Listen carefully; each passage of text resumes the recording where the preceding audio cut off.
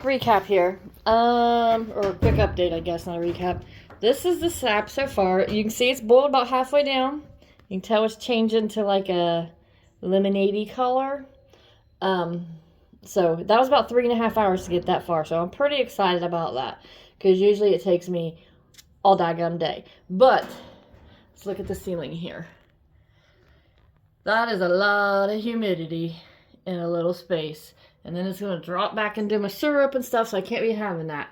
So I have to modify my plans and open every door and probably put a fan in here to blow the humidity out, because that is just way too much. Anyhow, I just wanted y'all to see that we are changing colors. It's starting to get there. Like I said, that was 3.5 hours of boiling. So we're fixing to fire this thing back up and take off again. Okay, this is with it going full blast again. We've got lots of steaming happening and lots of flame happening. Full blast here. You can see the steam popping out the top of the vent thingy here in the trailer. So that's doing its job. But you can see where it's boiling and evaporating and stuff like that. So as long as I can try to keep the humidity controlled, I think this is going to be a perfect workout. We did end up having to put a fan in the door here to get it to pull out also, but then it started raining, so of course that doesn't help.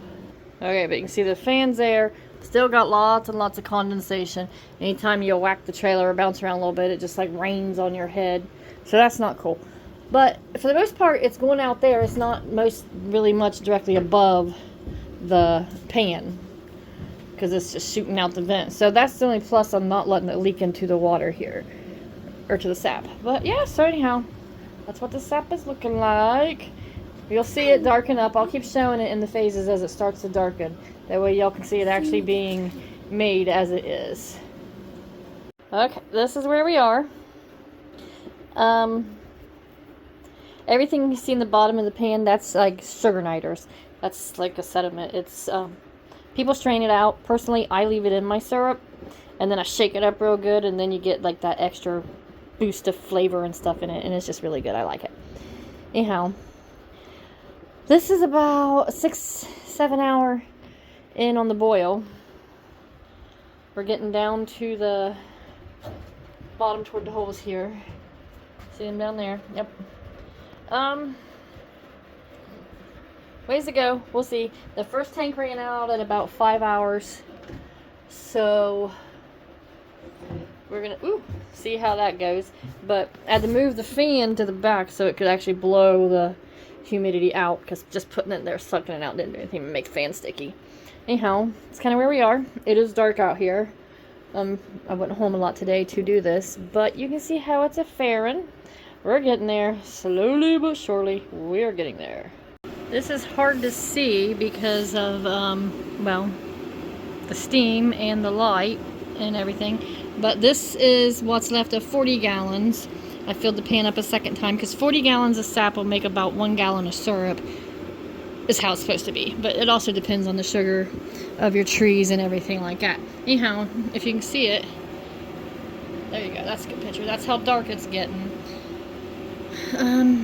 Yeah, so anyhow, that's, got it steamed up again. That's it so far. Like I said, I filled the pan up 2 times now. That way we can get 40 gallons. I was curious to actually measure out the capacity of it, how much you actually get on it. So that's it. 40 gallons down here. I'd say we probably got about 5 gallons left in this bucket, 3 to 5 gallon. So we'll polish it off tomorrow, because it's dark and late, and we'll see how it turns out. Okay, so this is the syrup. I'm fixing to pour it into a smaller pan to finish it out. Normally I don't strain it, but you can see it's got stuff on the pan here that kind of went into the syrup, so it's gross and I don't want that in my syrup. So I am going to strain it before I put it into the pan to finish it off. It's not, I don't trust myself to leave it in this pan, only because I know myself enough to know that I'll burn it. So I'm going to put it into a smaller pan where I can control it better and do it from there. So let's get this straightened. Got my cloth here. This is a flour sack material. It'll catch all that there stuff. Put it over top of my pan here. I'm going to strain. Hopefully. Oh crap! This is hard to do by yourself in a big awkward pan. I just poured syrup all over myself. Hold on a second. Let me get the other side. Okay, do it again. I mean, my valve ball thingy majiggers work. That's a plus. Also, it was like 60 degrees all week. Right now it's currently 30 out. So it's oh crap.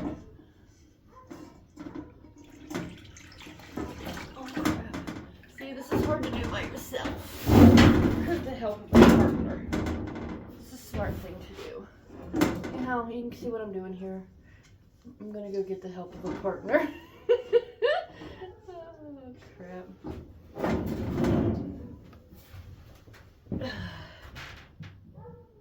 Okay, I pretty much got that emptied out. That was a mess of a nightmare. Hands are black from the soot on the bottom. So now I just have to get this strained out all the way. Get this syrup as clean as I can. Like I said, I don't want that nasty stuff in there.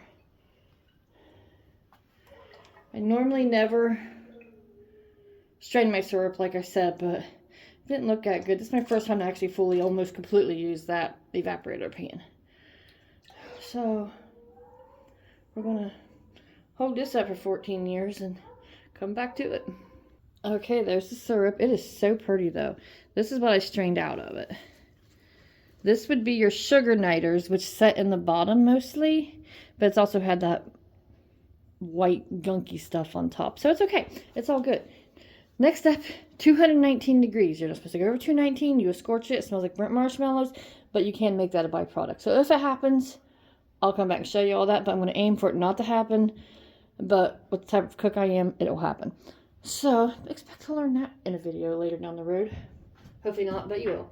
Anyhow, so this here, let me show you, is all pretty much cleaned out. It's grody.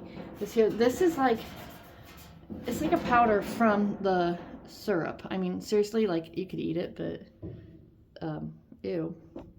So anyhow, yeah, so that's clean. I'm gonna wash that out. I'm gonna get this thing fired up and get it cooking. 219, it's completely done. It'll thicken up some, but natural syrup is not super thick like store-bought nasty stuff is. But look at that dark color. Let me get this grill fired up. Okay, I got the fire going.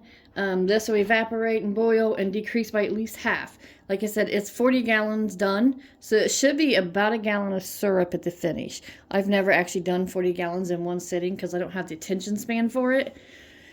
So I'm curious to see if it actually makes that. But again, like I said, it's not just your 40-40. It's not the, number in stone. It depends on the trees you've tapped and everything like that, whether or not that actually, some have higher sugar content and they make more syrup. It just all depends. There's all sorts of variables, but the general rule is 40-1. So we'll come back to it as this starts cooking. Like I said, right now, you can see it's just under the handles here. By the time we're done, we'll see where it's at.